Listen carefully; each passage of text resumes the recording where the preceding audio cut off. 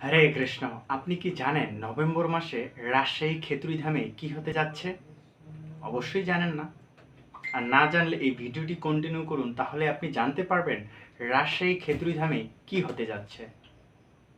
Rajshahi খেতড়িধামে November মাসের 1 তারিখ থেকে 3 তারিখ পর্যন্ত 3 দিন নরোত্তম দাস ঠাকুরের তিরোভাব তিথি উপলক্ষে বৈষ্ণবদের একটা মহামিলন ঘটে। তো আপনি কি জানেন নরোত্তম দাস ঠাকুর কে? নরোত্তম দাস ঠাকুর ছিলেন ভক্তির মহাজন, যার জন্য গৌরাঙ্গ মহাপ্রভু স্বয়ং প্রেমধন রেখে গেছেন। তো ভিডিওটি শুরু করার আগে আপনি যদি এই চ্যানেলে নতুন হয়ে থাকেন তো অবশ্যই সাবস্ক্রাইব করবেন এবং ফেসবুকে দেখে থাকলে ফলো করে রাখবেন। তো ভিডিওটি শুরু করা যাক। নরোত্তম দাস ঠাকুর মাঘী পূর্ণিমা তিথিতে 1531 খ্রিস্টাব্দে আবির্ভূত হন এবং দেহত্যাগ বা নিত্যলীলায় প্রবিষ্ট হন 1611 খ্রিস্টাব্দে এবং তার পিতার নাম ছিল কৃষ্ণানন্দ দত্ত এবং মাতা নারায়ণী দেবী। তিনি রাজশাহী জেলার গোপালপুর পরগনায় বেড়ে ওঠেন, কিন্তু বাবা রাজা হওয়ার সত্ত্বেও বিশাল সম্পত্তির প্রতি নরোত্তম দাস ঠাকুরের বিন্দুমাত্র আকর্ষণ ছিল না।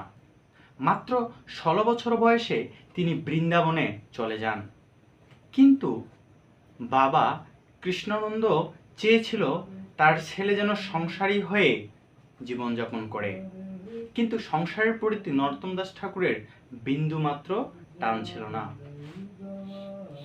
তো প্রেমবিলাস গ্রন্থে নিত্যানন্দ প্রভু রচিত যে গ্রন্থ, সেখানে বলা রয়েছে যে যখন নরোত্তম দাস ঠাকুর লোকনাথ গোস্বামীর কাছে দীক্ষা নেওয়ার জন্য যান, তখন লোকনাথ গোস্বামী তাকে নিরাশ করেন, কারণ নরোত্তম দাস ঠাকুরকে তিনি বলেন যে আমি দীক্ষা দিব না, আমি প্রতিজ্ঞাবদ্ধ।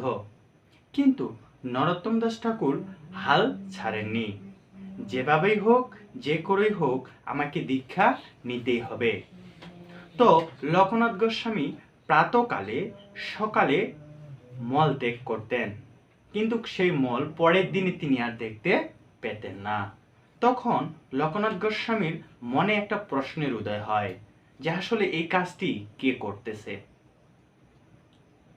পরের দিন লোকনাথ গোস্বামী মল ত্যাগ করার পর লুকিয়ে লুকিয়ে তা পর্যবেক্ষণ করেন এবং পরে দেখতে পান যে নরোত্তম দাস ঠাকুর নিজের হাতে তার সেই বিষ্ঠাগুলো পরিষ্কার করতেছে। তা দেখে লোকনাথ গোস্বামী নরোত্তম দাস ঠাকুরকে জড়িয়ে ধরেন এবং বলেন, তুমি আমার অত্যন্ত পরম প্রিয় ভক্ত। তখন নরোত্তম দাস ঠাকুরকে লোকনাথ গোস্বামী দীক্ষা দান করেন। আরেকটি বিষয় মনে রাখেন, লোকনাথ গোস্বামী একটি মাত্র শিষ্য ছিল, সেটা হচ্ছে কে? নরোত্তম দাস ঠাকুর। এবং নরোত্তম দাস ঠাকুরকে বৈষ্ণব সমাজের ভক্তির মহাজন বলা হয়। তিনি অনেক ভজন রচনা করে গিয়েছেন বৈষ্ণব সমাজের জন্য।